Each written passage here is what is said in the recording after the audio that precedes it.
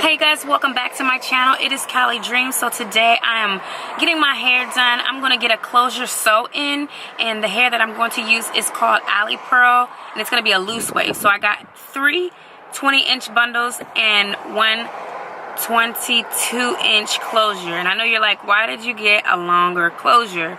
It's just something that I do. It's just something that I do. I like to have it all even, and then they can just cut it if it's too long. But yeah, I'm excited to try something new.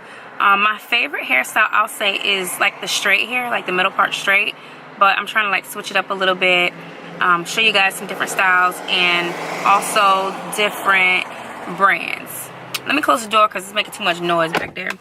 But yeah, I'm waiting for my hairstylist, and again, I'm just gonna let you guys see me get my hair done. My hair is in a fro right now. I'm having my little African look right now. But yeah, let's go.